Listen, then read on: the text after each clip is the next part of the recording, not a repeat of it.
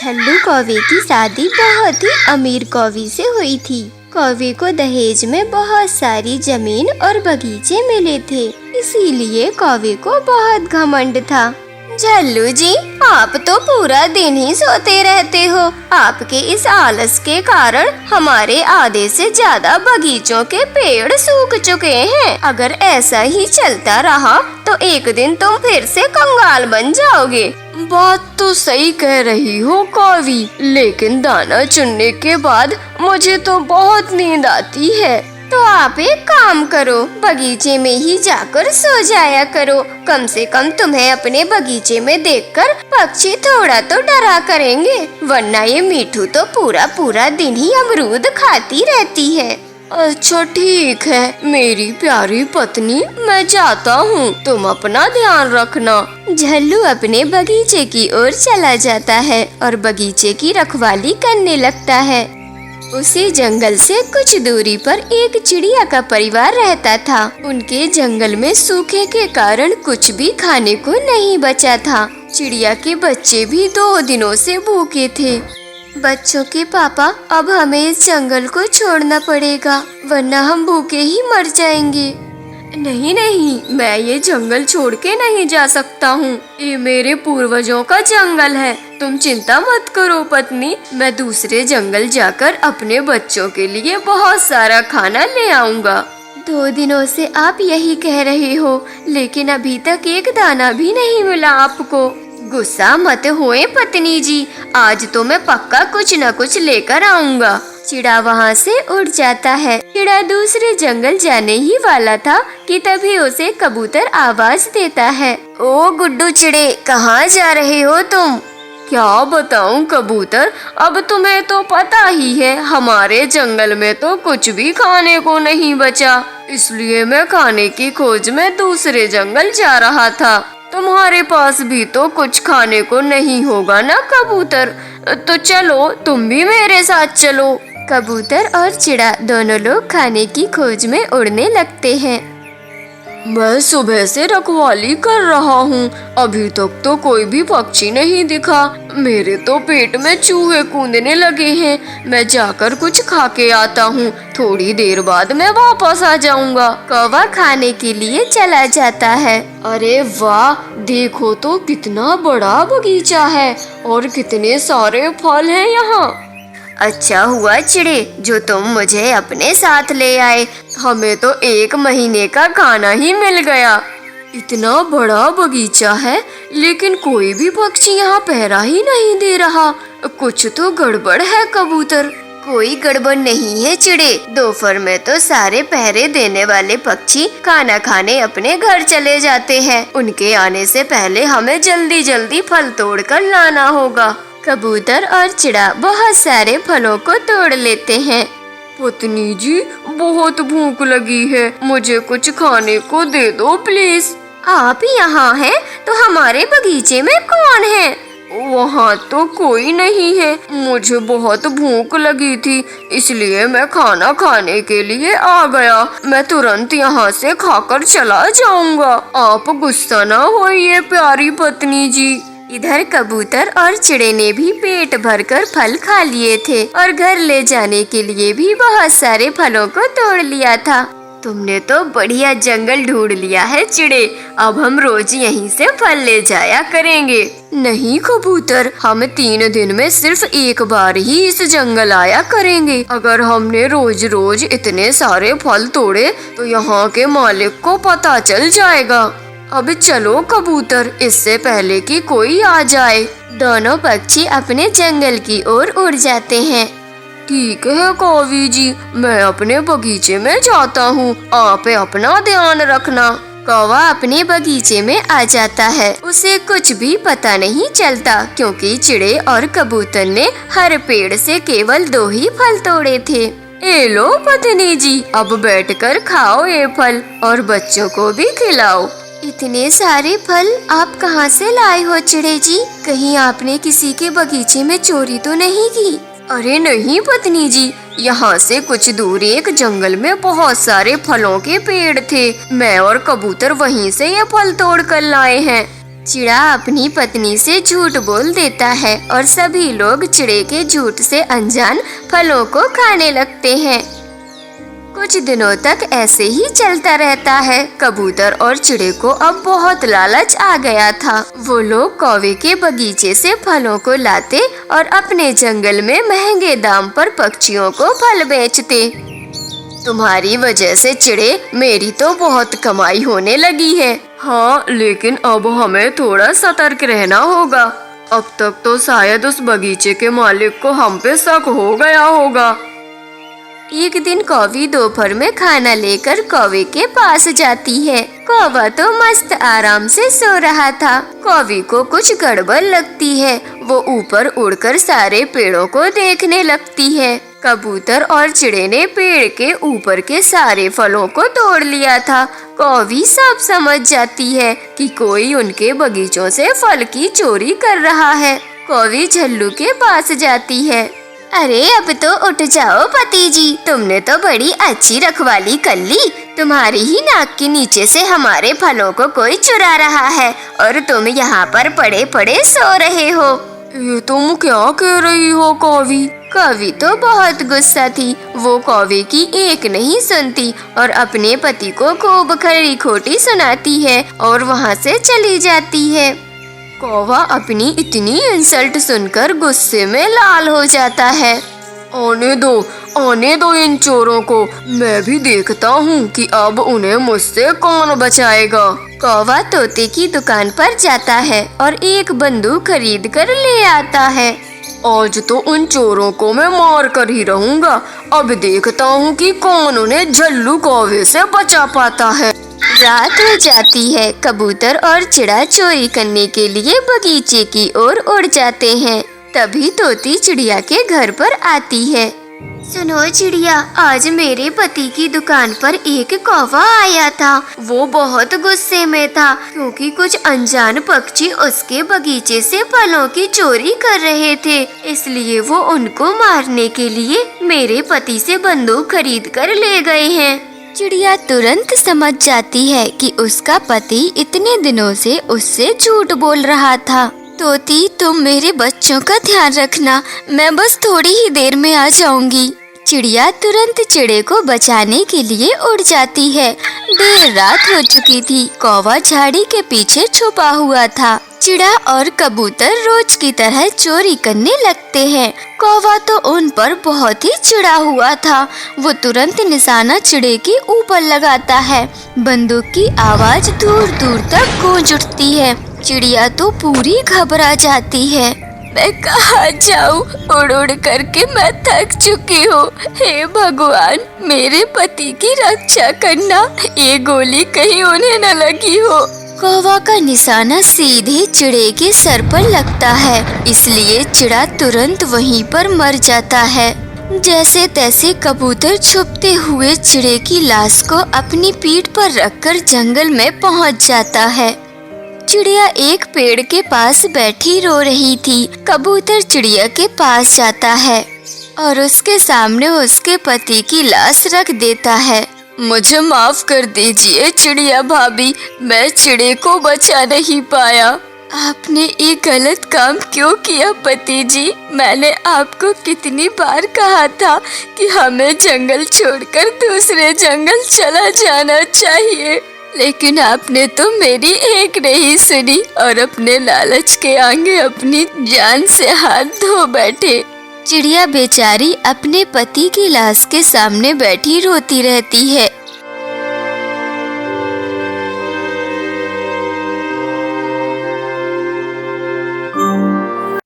आज की कहानी है व्यापारी का चतुर पुत्र।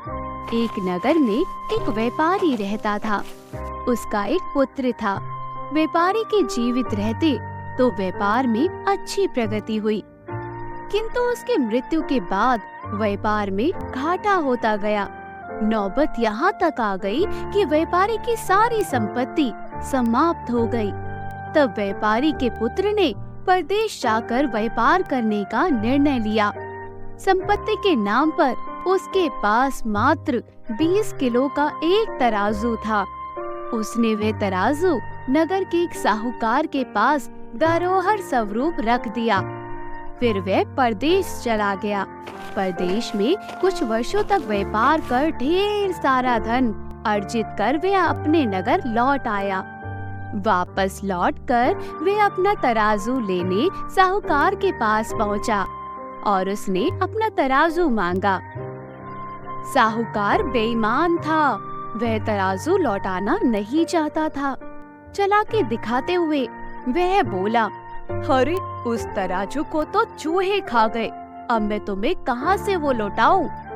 यह बात सुन व्यापारी का पुत्र समझ गया कि साहूकार के मन में बेईमानी आ गई है, किंतु उस समय बहस करना उसे उचित नहीं लगा, इसलिए वह बड़ी ही नम्रता से बोला, कोई बात नहीं साहूकार जी, अब मैं इसमें ना आप कुछ कर सकते हैं और ना मैं, शायद तराजू मेरे भाग्य में ही नहीं था। साहूकार मन ही मन भयभीत था, लेकिन व्यापारी के पुत्र की बात सुनने के बाद उसने चैन की सांस ली। कुछ देर साहूकार से बातें करने के बाद व्यापारी के पुत्र ने जब वह चला आगे तो साहूकार से बोलता हुआ गया, क्या आप अपने पुत्र को मेरे साथ भेज देंगे? परदेश से मैं आपके लिए एक उपहार लेकर आया हूँ, वह मैं आपके पुत्र के हाथों भिजवा दूंगा। साहूकार बड़ा लोभी था। उपहार की लोभ में उसने अपने पुत्र को व्यापारी के पुत्र के साथ भेज दिया। व्यापारी का पुत्र साहूकार के पुत्र से बातें करता हुआ नदी किनारे पहुंचा। नदी किनारे एक गुफा थी। उसने साहूकार के पुत्र को उस गुफा में धकेल कर गुफा का द्वार एक चट्टान से बंद कर दिया। उसके बाद नदी में स्नान कर वे अपने घर लौट आया। इधर शाम हो गई और साहूकार का पुत्र घर नहीं लौटा। तब चिंतित साहूकार व्यापारी के पुत्र के पास पहुंचा और वे अपने पुत्र के बारे में पूछने लगा। व्यापारी का पुत्र बोला, आपके पुत्र के साथ में नदी किनारे बैठा हुआ था कि एक बाज आया और उसे उठा कर ले गया। यह सुनकर साहूकार अपना आपा खो बैठा और चिल्लाने लगा, झूठे मक्कार, कैसी उटपटांग बातें करते हो? कैसे कोई बाज इतने बड़े लड़के को उठा कर ले जा सकता है? बताओ मेरा पुत्र कहाँ है, नहीं तो मैं तुम्हारी शिकायत राजा से करूँगा। व्यापारी का पुत्र वही बातें दोहराता रहा, मैं सच कह रहा हूँ, आपके पुत्र को बाज उठा कर ले गया है। अब साहूकार क्या करता? तुरंत राजा के पास पहुंचा और जाकर व्यापारी के पुत्र की शिकायत कर दी। राजा द्वारा सैनिक भेजकर व्यापारी पुत्र को राज दरबार में बुलवाया गया। व्यापारी पुत्र जब राज दरबार पहुंचा तो साहूकार चिल्लाने लगा, महाराज, इसने मेरे पुत्र का अपहरण किया है, इसे दंड दीजिए और मुझे मेरा पुत्र वापस दिलवाइए। राजा ने व्यापारी पुत्र से उसका पक्ष पूछा तो वह बोला, मैं नदी किनारे साहूकार के पुत्र के साथ बैठा हुआ था, तभी एक बाज उसे उठाकर उड़ा ले गया। राजा को इस बात पर विश्वास नहीं हुआ, ऐसे कैसे हो सकता है? एक युवा लड़के को भला बाज कैसे उठाकर ले जा सकता है? तुम झूठे हो। यदि 20 किलो का मेरा लोहे का तराजू साधारण चूहे खा सकते हैं, तो बाज भी सेठ के लड़की को उठाकर ले जा सकता है। व्यापारी का पुत्र बोला और तराजू वाली बात बता दी राजा को। सारा मांजरा समझते देर नहीं लगी।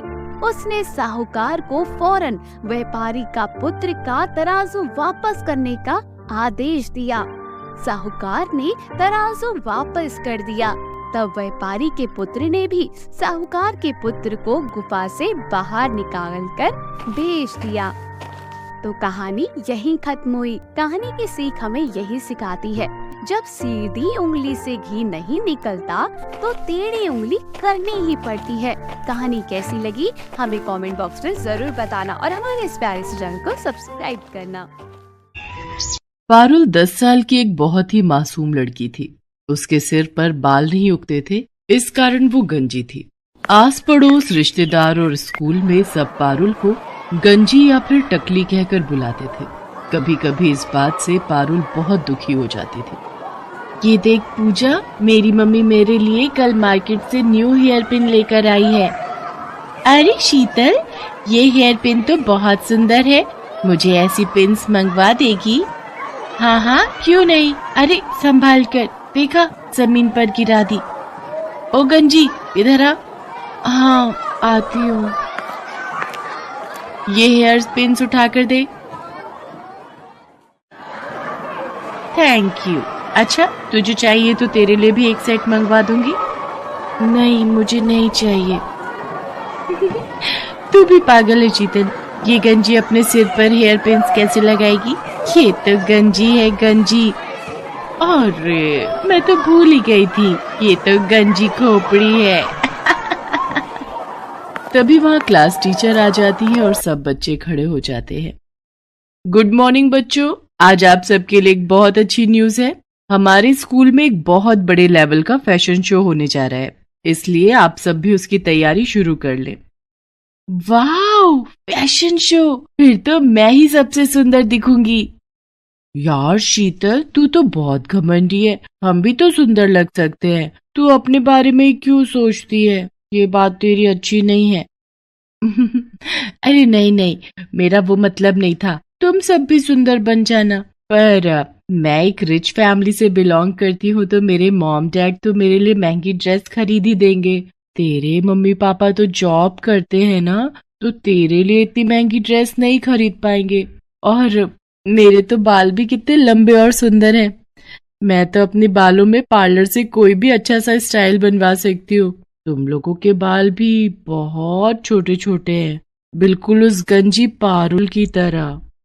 शीतल की बातों को सुनकर पूजा गुस्से में आ जाती है, पर वो उस वक्त उसे कुछ नहीं कहती।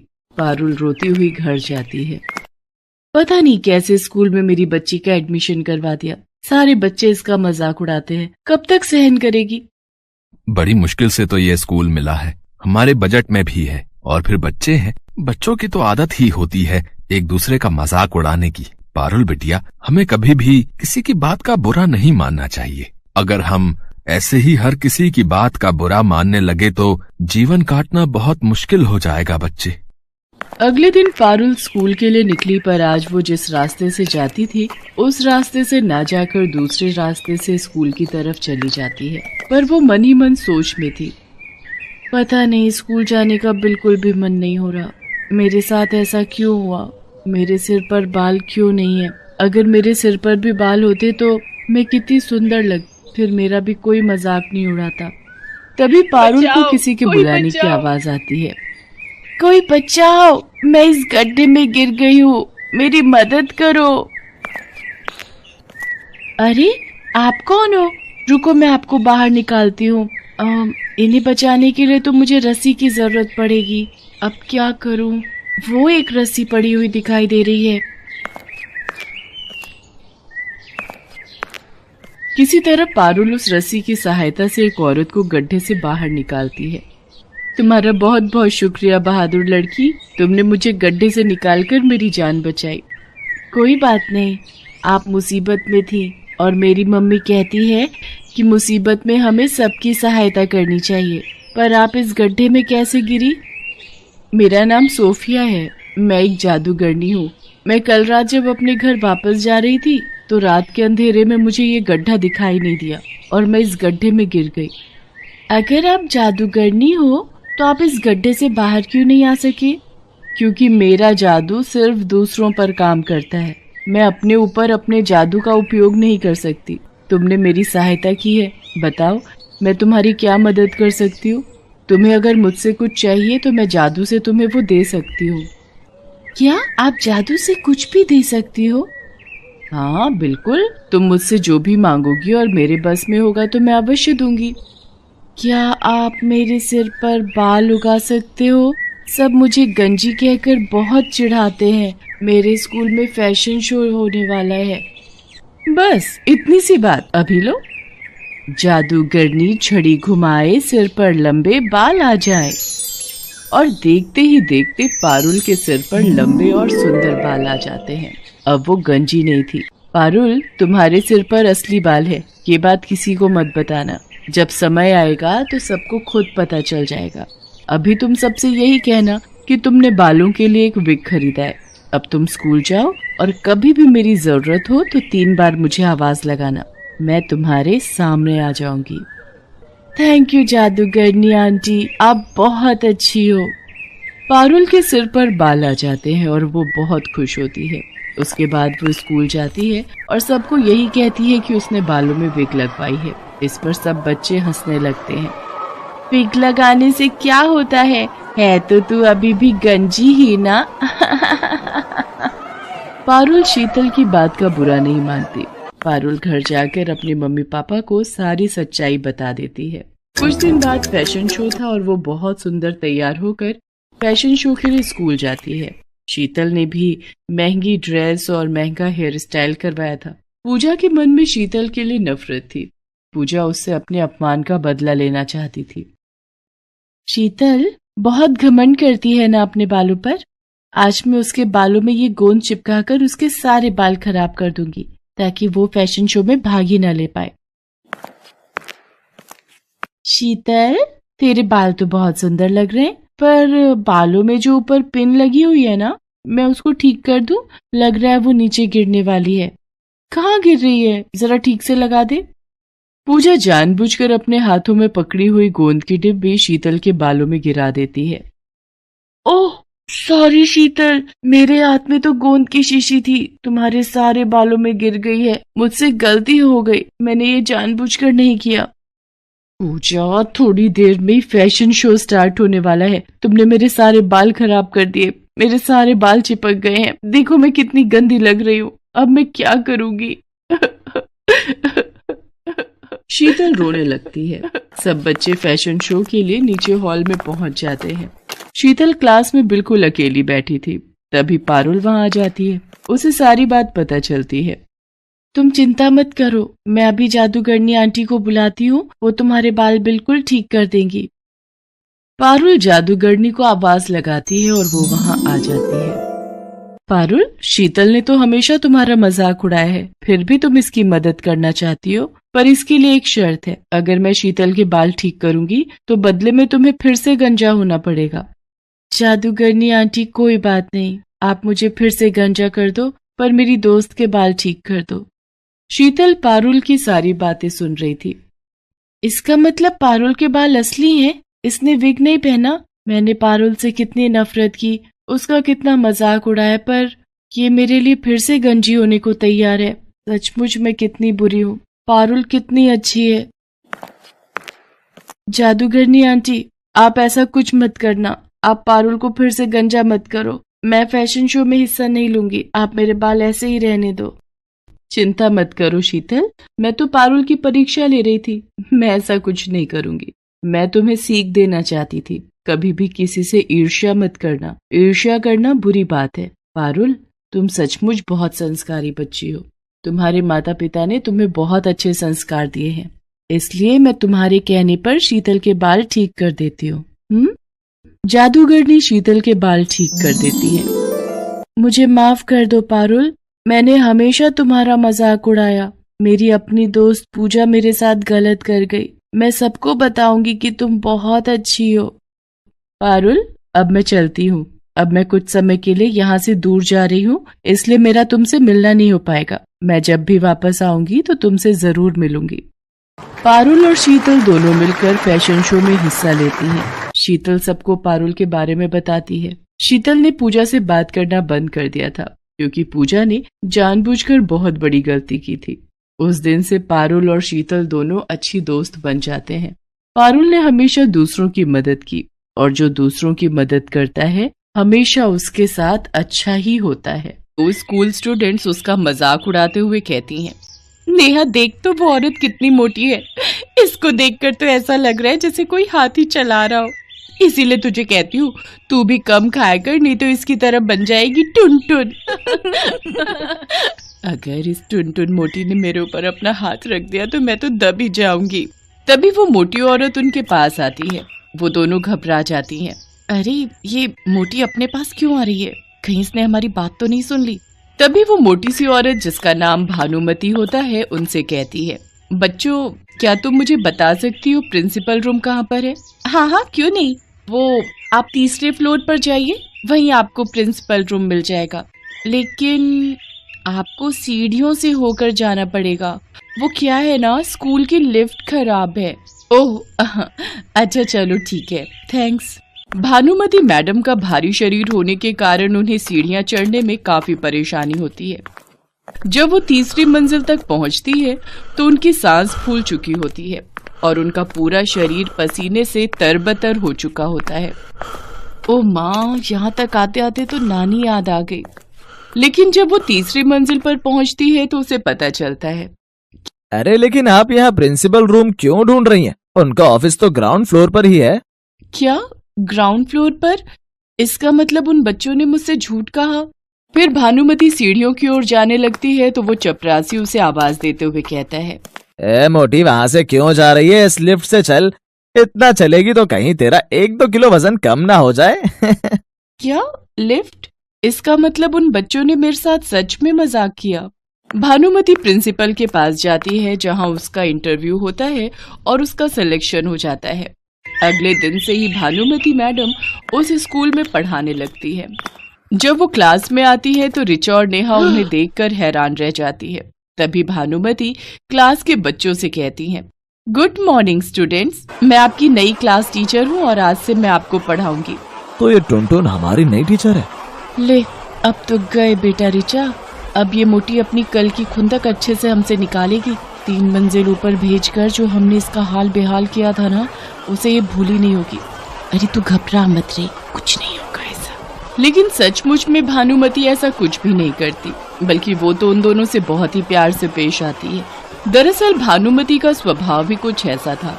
उसे बच्चों से बहुत लगाव था, क्योंकि शादी को 10 साल बीतने के बाद भी वो अपने भारी वजन के कारण माँ बनने के सुख से वंचित थी। भानुमति को उस स्कूल में पढ़ाते हुए कुछ दिन बीत जाते हैं, लेकिन उसके मोटे शरीर को देख कोई भी उसे पसंद नहीं करता था और सब बच्चे उसका मजाक उड़ाते थे। एक रोज जब वो अपनी क्लास के बच्चों को पढ़ा रही थी, चलो बच्चों, अब सब मुझे कविता सुनाएंगे। मैंने कल कहा था ना याद करके आने को। रिचा तुम सुनाओ। जी मैडम, जरा ध्यान से सुनिएगा, आपको शायद बहुत पसंद आएगी। एक मोटा हाथी झूम के चला, मकड़ी के जाल में जाके वो फंसा। रिचा, ये कविता तो बिल्कुल तुम पर और मैडम पर फिट होती है, जैसे तुमने उस दिन मैडम को अपने जाल में फंसाया था। नेहा, तेरा कहने का मतलब क्या है? भानुमति मैडम हाथी हैं? अरे नहीं नहीं, वो तो हथिनी है, हथिनी। रिचा, नेहा, ये क्या बदतमीजी है? भानुमति नेहा और रिचा की सीट के पास आ रही होती है कि तभी एक बच्चा टांग गड़ा देता है, जिससे भानुमति अपने भारी शरीर के कारण पेट के बल नीचे गिर जाती है। ये देख सब बच्चे जोर जोर से हंसने लगते हैं। भानुमति किसी तरह उठती है, फिर अपनी कुर्सी पर आकर बैठ जाती है। सब बच्चे जोर जोर से हंसकर उसका मजाक उड़ा रहे होते हैं कि तभी अचानक शॉर्ट सर्किट होने की वजह से क्लास में आग लग जाती है। सब बच्चे घबरा जाते हैं। फिर भानुमति जल्दी जल्दी सभी बच्चों को क्लास से बाहर निकालती है, लेकिन आखिर में वो खुद वहीं फंस जाती है और दम घुटने के कारण बेहोश हो जाती है। कुछ देर बाद जब उसे होश आता है तो वो स्कूल के मेडिकल रूम में होती है और उसकी क्लास के सब बच्चे हाथ जोड़कर आंखों में आंसू लिए उसके सामने खड़े होकर रो रहे होते हैं। अरे बच्चों, रो क्यों रहे हो? मैडम, हमें माफ कर दो, हमने आपके साथ कितना बुरा किया, लेकिन आज आपने अपनी जान की परवाह न करते हुए हमारी जान बचाई। Thank you madam. कोई बात नहीं बेटा, मैंने तुम सबको माफ किया। चलो अब रोना धोना बंद करो। तुम्हारी मैडम इतनी कमजोर नहीं कि इतनी जल्दी हिल जाए। वो क्या कहते हो तुम लोग मुझे, मिस टुनटुन? तो तुम्हारी टुनटुन मैडम का तो पहाड़ भी कुछ नहीं बिगाड़ सकता। भानुमति मैडम की बात सुनकर सब बच्चे जोर जोर से हंसने लगते हैं और फिर सब आकर उसके गले लग जाते हैं। भानुमति भी बच्चों से प्यार और इज्जत पाकर बहुत खुश थी। पारुल 10 साल की एक बहुत ही मासूम लड़की थी। उसके सिर पर बाल नहीं उगते थे, इस कारण वो गंजी थी। आस पड़ोस, रिश्तेदार और स्कूल में सब पारुल को गंजी या फिर टकली कहकर बुलाते थे। कभी कभी इस बात से पारुल बहुत दुखी हो जाती थी। ये देख पूजा, मेरी मम्मी मेरे लिए कल मार्केट से न्यू हेयर पिन लेकर आई है।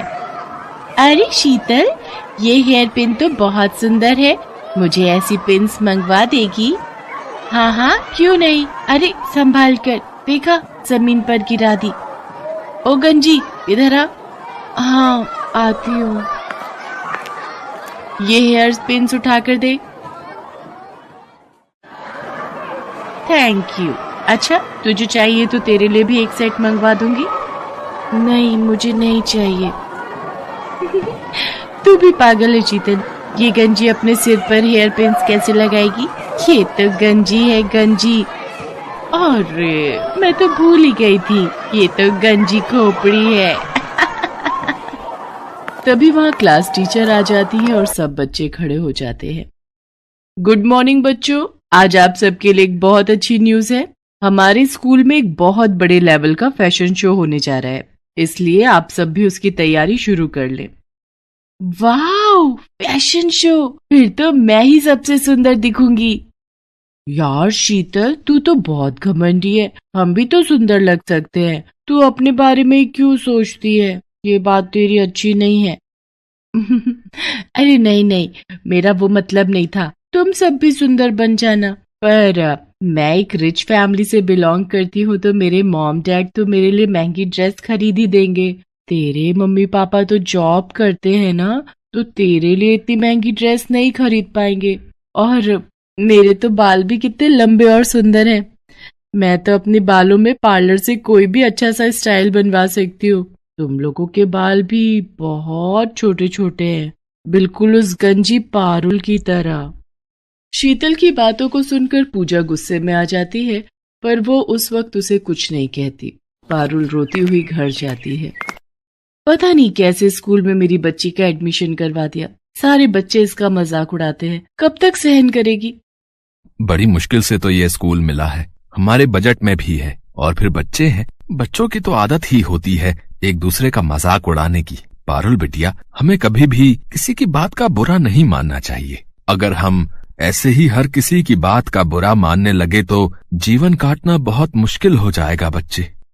अगले दिन पारुल स्कूल के लिए निकली, पर आज वो जिस रास्ते से जाती थी उस रास्ते से ना जाकर दूसरे रास्ते से स्कूल की तरफ चली जाती है। पर वो मन ही मन सोच में थी, पता नहीं स्कूल जाने का बिल्कुल भी मन नहीं हो रहा। मेरे साथ ऐसा क्यों हुआ? मेरे सिर पर बाल क्यों नहीं है? अगर मेरे सिर पर भी बाल होते तो मैं कितनी सुंदर लगती, फिर मेरा भी कोई मजाक नहीं उड़ाता। तभी पारुल को किसी के बुलाने की आवाज आती है। कोई बचाओ, मैं इस गड्ढे में गिर गई हूँ, मेरी मदद करो। अरे आप कौन हो? रुको, मैं आपको बाहर निकालती हूँ। इन्हें बचाने के लिए तो मुझे रस्सी की जरूरत पड़ेगी। अब क्या करूँ? वो एक रस्सी पड़ी हुई दिखाई दे रही है। किसी तरह पारुल उस रस्सी की सहायता से एक औरत को गड्ढे से बाहर निकालती है। तुम्हारा बहुत बहुत शुक्रिया बहादुर लड़की, तुमने मुझे गड्ढे से निकालकर मेरी जान बचाई। कोई बात नहीं, आप मुसीबत में थी और मेरी मम्मी कहती है कि मुसीबत में हमें सबकी सहायता करनी चाहिए। पर आप इस गड्ढे में कैसे गिरी? मेरा नाम सोफिया है, मैं एक जादूगरनी हूँ। मैं कल रात जब अपने घर वापस जा रही थी तो रात के अंधेरे में मुझे ये गड्ढा दिखाई नहीं दिया और मैं इस गड्ढे में गिर गई। अगर आप जादूगरनी हो तो आप इस गड्ढे से बाहर क्यों नहीं आ सके? क्योंकि मेरा जादू सिर्फ दूसरों पर काम करता है, मैं अपने ऊपर अपने जादू का उपयोग नहीं कर सकती। तुमने मेरी सहायता की है, बताओ मैं तुम्हारी क्या मदद कर सकती हूँ? तुम्हें अगर मुझसे कुछ चाहिए तो मैं जादू से तुम्हें वो दे सकती हूँ। क्या आप जादू से कुछ भी दे सकती हो? हाँ बिल्कुल, तुम मुझसे जो भी मांगोगी और मेरे बस में होगा तो मैं अवश्य दूंगी। क्या आप मेरे सिर पर बाल उगा सकते हो?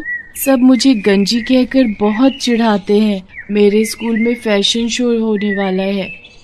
बस इतनी सी बात, अभी लो। जादूगरनी छड़ी घुमाए, सिर पर लंबे बाल आ जाए। और देखते ही देखते पारुल के सिर पर लंबे और सुंदर बाल आ जाते हैं। अब वो गंजी नहीं थी, पारुल, तुम्हारे सिर पर असली बाल है, ये बात किसी को मत बताना। जब समय आएगा तो सबको खुद पता चल जाएगा। अभी तुम सबसे यही कहना कि तुमने बालों के लिए एक विग खरीदा है।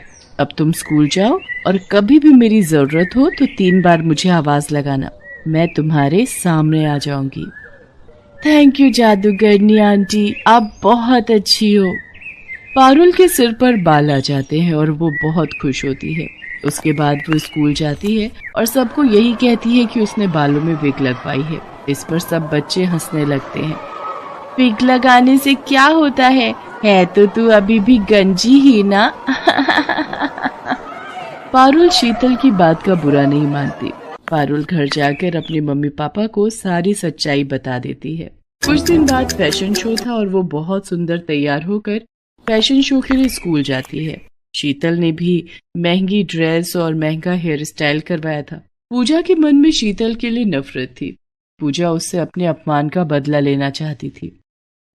शीतल बहुत घमंड करती है ना अपने बालों पर। आज मैं उसके बालों में ये गोंद चिपकाकर उसके सारे बाल खराब कर दूंगी ताकि वो फैशन शो में भाग ही न ले पाए। शीतल, तेरे बाल तो बहुत सुंदर लग रहे हैं, पर बालों में जो ऊपर पिन लगी हुई है ना, मैं उसको ठीक कर दूं? लग रहा है वो नीचे गिरने वाली है। कहाँ गिर रही है, जरा ठीक से लगा दे। पूजा जानबूझकर अपने हाथों में पकड़ी हुई गोंद की डिब्बी शीतल के बालों में गिरा देती है। ओह सॉरी शीतल, मेरे हाथ में तो गोंद की शीशी थी, तुम्हारे सारे बालों में गिर गई है। मुझसे गलती हो गई, मैंने ये जानबूझकर नहीं किया। पूजा, थोड़ी देर में फैशन शो स्टार्ट होने वाला है, तुमने मेरे सारे बाल खराब कर दिए। मेरे सारे बाल चिपक गए हैं, देखो मैं कितनी गंदी लग रही हूँ। अब मैं क्या करूंगी? शीतल रोने लगती है। सब बच्चे फैशन शो के लिए नीचे हॉल में पहुंच जाते हैं। शीतल क्लास में बिल्कुल अकेली बैठी थी। तभी पारुल वहां आ जाती है। उसे सारी बात पता चलती है। तुम चिंता मत करो, मैं अभी जादूगरनी आंटी को बुलाती हूँ, वो तुम्हारे बाल बिल्कुल ठीक कर देंगी। पारुल जादूगरनी को आवाज लगाती है और वो वहां आ जाती है। पारुल, शीतल ने तो हमेशा तुम्हारा मजाक उड़ाया है, फिर भी तुम इसकी मदद करना चाहती हो, पर इसके लिए एक शर्त है। अगर मैं शीतल के बाल ठीक करूंगी तो बदले में तुम्हें फिर से गंजा होना पड़ेगा। जादूगरनी आंटी, कोई बात नहीं, आप मुझे फिर से गंजा कर दो, पर मेरी दोस्त के बाल ठीक कर दो। शीतल पारुल की सारी बातें सुन रही थी। इसका मतलब पारुल के बाल असली हैं? इसने विग नहीं पहना? मैंने पारुल से कितनी नफरत की, उसका कितना मजाक उड़ाया, पर ये मेरे लिए फिर से गंजी होने को तैयार है। सचमुच मैं कितनी बुरी हूँ। पारुल कितनी अच्छी है।